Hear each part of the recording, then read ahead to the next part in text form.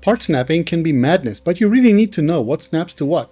Freighter bases, resource mines, plant and animal farms, and everything else I promised is right here in Building 201 Part 2. Good Guys Free here, let's get started. Freighter bases are a huge topic. So big it will have to wait for a video of its own. But don't despair, I will give you a couple of pointers to help out. First, create large open spaces. Notice there are 3 main room categories with a specialized expansion variant: biological, industrial, and technology. The important part to know is that their floors are not at the same height internally, and hence they cannot be used interchangeably. Technology room floor levels match the height of the freighter's floor at the entrance from the bridge, so they are more suited to make your foyer, the entrance hallway. The other types have floors that are lower, creating a small step you need to go down into the rooms.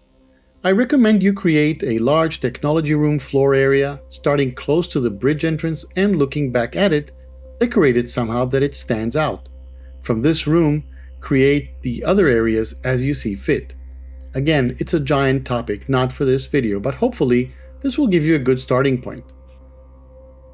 Prefabs are not the only parts that snap to each other. Naturally, you can attach prefabs to other prefabs, and all other types of timber, stone, and alloy parts will gladly snap to each other. But some possible snap attachments aren't obvious because they are parts of different categories. My favorite is using a glass corridor from a cylindrical room, and then attaching a landing pad. The simplest case is a prefab part connected to a corridor and a cuboid that connects to the corridor's other side so you can move from one to the other seamlessly. But corridors will also attach to regular part doors and walls like here. So you can connect prefabs and cuboids to timber, stone, and alloy buildings. I've already shown that building decorative pillars downwards using half-width walls requires you to add small floors to force the next walls down to snap. Another kind of part that snaps together are paving parts, which are slightly smaller than their flooring counterparts, but they can also snap to existing floors. This can be useful at times. Lastly, we have pipeline parts which attach to each other and attach to the cube and sphere parts. I have used this extensively in creating my cyclotron base. A word about paving roads around your base. I tried this once and it's hard work, especially if you don't have a really flat surface to start with. The game isn't built for this, and when you place tiles on the floor, vegetation could stick through it, and it's really hard to make paths that follow the terrain.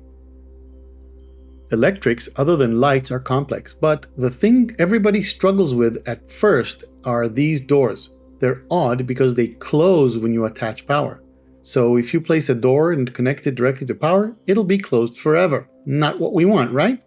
If you add a power switch outside, you have to manually close it every time. The parts we need are a proximity sensor and a power inverter. Proximity sensors are simple. Attach constant power on the one side, and it will pass to the other side when you are physically close enough. But the door wants us to cut the power in order to open. So we need to invert the output of the sensor. If we don't, the door will stay open and will close when we are near. Good for goofing around, but not what we want. For this, we have a power inverter. Always look at a power inverter like the capital letter T. The input is on the left, the output is on the right, and the base, the leg of the T shape, decides whether power is passing. When the input of the inverter has power, the output is opposite of the base, so connect power to the input and the output of the proximity sensor to the base. Here's the completed circuit. Both proximity sensor and power inverter receive constant power inputs.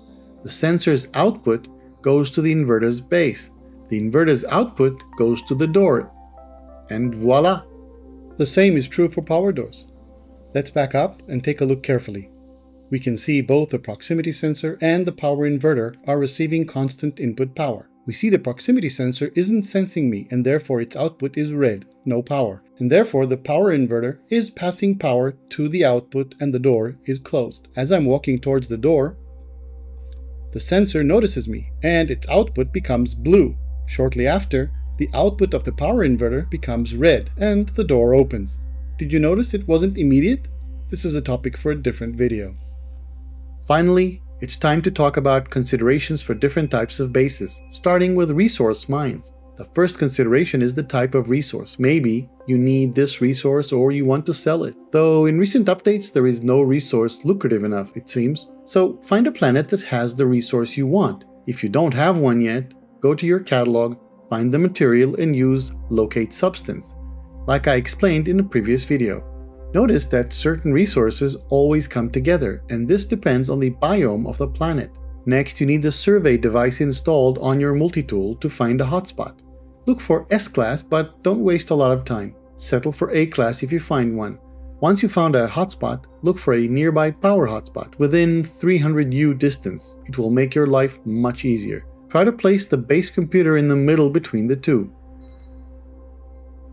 Ask yourself, what type of plant do you want to grow? Some plants need specific resources to plant the initial sapling, and you might want a planet that has that resource. Then consider whether you want to use hydroponic trays or biodomes. With hydroponic trays, you need to harvest each plant separately, making it a chore with many plants. Biodomes let you harvest all plants at once. Hydroponic trays use 5 power for each plant. A biodome, on the other hand, uses 50 power, but you can plant at least 14 to 16 plants in a biodome. This leads us to the next consideration: power. You want to build this near a power hotspot, no doubt. Just like floor tiles, biodomes will adjust the terrain, and if you exceed the limit, the terrain will regenerate. I look for large open spaces and build the biodomes above the ground, using a foundation part to create nice-looking stilts. But remember, don't bother removing trees. They will regrow into your biodomes. Build the biodomes around them.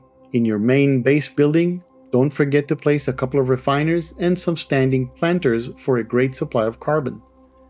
Each uses just 1 unit of power, providing lots of carbon. If you're into cooking, place a nutrient processor in your base. It has a nutrient storage hold that is accessible from any nutrient processor, much like your storage containers, which is very useful. You need a planet with lots of fauna. Open the Discoveries page and navigate to Fauna. Check the types of fauna you have. Some planets have only flying fauna, others only rare ground fauna. You probably know what type of resources you want to harvest from the fauna. Some give eggs, some give other materials. All you need to do is add an automated feeder and place it where fauna wanders. Next to it, place a livestock unit. But where? Go to a moderately high location, some hilltop, and spend some time watching the animals to choose a base location. Shorelines are usually good places, as are the hills nearby. Notice that these 2 units are not as autonomous as one might think. You need to manually add creature pellets into the feeder and wait for them to work before you can collect the harvest. They also don't seem to work while you're away, so if you added creature pellets and went away before any animal was harvested, you'll come back to find them still empty. You need a portal base in each galaxy that you play in, so when you decide to use a portal, you don't have to go through the process of finding one each time. The first consideration is simple. Don't build a base that interferes with the portal. The portal isn't yours. Place your base computer about 70 to 150 U away from the portal at a minimum. Build something minimalistic, only enough that the base computer stops telling you base too small. If you want to upload the base, make sure you upload it. That's it. Nanite farms come in several variants. The most common one is a cluster of curious deposits. Others are much harder and I will not cover them here. If you find such a cluster, you'll notice that the deposits always start rolling away when you try to mine them. So start by placing a good wall around the deposit. Be a bit generous and try to mine them just a bit. See how they roll and correct your wall accordingly. Then build a structure around this restriction wall and place a teleporter, a few refiners, etc. Yeah, there are these types, but showcase bases get built wherever you feel your muse strikes. Underwater bases, same thing. But you need to use the prefabs, and I know nothing about racetracks, except that I've found some videos about them, so check the description. That's it. I hope you enjoyed, and I hope you'll be back for the masterclass where I will explain glitch building, electrics, and more. GoodGuysFree here. See you again soon.